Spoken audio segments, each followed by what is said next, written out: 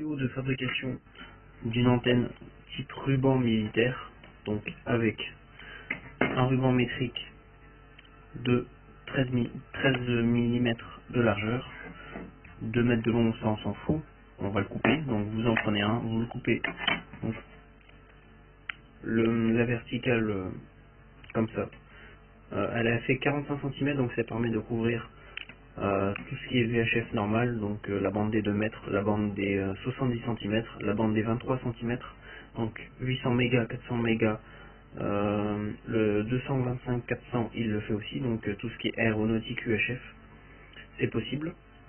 La VHF normale, la VHF aéronautique et le 86 mégas, voilà. J'ai rajouté une autre verticale qui sert pour le 70 cm, donc le 400-480 mégas. Ça permet aussi de recevoir en 800. La verticale qui est un peu plus petite, c'est la masse, c'est très important. Des fois on n'y pense pas, hein, mais les antennes comme ça, il n'y a pas de plan de masse, donc il n'y a qu'une antenne normale sans plan de masse, donc la réception est vachement moins bonne. Donc j'ai rajouté ça. Voilà, donc j'en ai acheté une deuxième, je l'ai coupé environ 7-8 cm, donc là, une fois que ça se rétrécit, j'ai coupé, j'ai vidé la self, la verticale, j'ai tiré un fil sur la masse, branché là, qui revient jusqu'à la verticale de la masse, un autre fil qui sort et qui se branche sur la verticale antenne, donc les deux trous sont face à face, donc ça avec un tournevis vous faites le trou, vous grattez un petit peu le mètre et vous utilisez un fer à souder assez puissant, donc moi c'est un 60 watts, ça me permet de faire aussi des soudures sur ce genre de branchement en BNC. Voilà, par contre laissez un petit peu de fil en rab pour réussir à sortir la prise et bien faire les soudures. Une fois que tout est soudé, donc vous voyez que la verticale là, de 16 cm qui est là, elle est aussi branchée dessus. Une fois que c'est tout bon, vous le renquillez. Moi j'ai mis de la glu, hein, ça marche très bien. Voilà, donc ça permet d'avoir une antenne compacte, assez performante sur toutes les bandes. Voilà. Moi c'est surtout pour l'aéronautique, hein, c'est vraiment un truc qui m'intéresse. Et l'antenne d'origine, c'est pas top top, hein. Voilà, donc une fois que c'est tout bon, une fois que c'est tout collé, que c'est tout enquillé dedans, vous scotchez tout pour bien que ça tienne. Voilà, vous voyez que c'est face à face, hein. Après on peut en rajouter, hein. Peut-être que j'en ferai une autre encore plus performante. Voilà, donc j'ai mon plan de masse, mon antenne, la verticale UHF. J'ai laissé un trou au milieu et ça permet,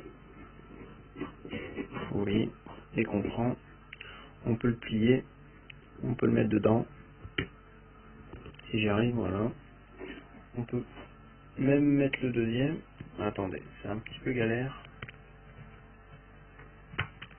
Avec une main, c'est pas facile. Voilà, non, ça veut pas. La deuxième, elle veut pas s'enquiller dedans, elle est trop large. Donc, vous achetez un mètre, vous le coupez à la bonne longueur, vous grattez d'un côté, vous achetez de la gaine thermorétractable, hein, donc les 13 mm de large, je crois, ou 14. Votre mètre, vous prenez le plus fin possible au niveau de la largeur, vous rétrécissez un petit peu, donc vous coupez tout le long, à peu près au niveau des petits traits là, donc tout le long vous coupez là, tac tac tac tac. Au ciseau c'est encore mieux. Vous le rentrez dans votre gaine, la gaine vous la passez à la chaleur, donc au-dessus d'un briquet ou d'un feu, ou de n'importe quoi de chaud, et la gaine va se rétracter dessus. Voilà, j'ai fait pareil pour la petite verticale. Alors c'est un fil lame coaxiale, enfin lame d'un coaxial, donc c'est que du cuivre, 16 cm de long. J'ai recouvert de gaine, c'est pas la même gaine, hein, c'est une gaine ronde, assez petite, qui va pile poil dessus. Voilà, donc j'ai laissé un petit peu plus pour faire une protection, je pourrais le boucher plus tard pour pas qu'il y ait de l'eau qui rentre. Voilà, donc j'ai tout scotché, et puis c'est assez simple, assez rudimentaire comme fabrication, mais ça marche relativement bien. On va tester dans la deuxième vidéo la différence de réception entre ces deux antennes là. Donc les bandes, je sais pas si je vous l'ai déjà dit, hein, donc c'est 86 mégas, la bande VHF aéronautique, VHF normale donc 136-174, la bande 225-400 donc c'est aéronautique UHF et Satcom 1000 UHF 400-480 et au-dessus dans les 800 mégas c'est censé marcher. Voilà, on va passer à la partie 2 pour le test.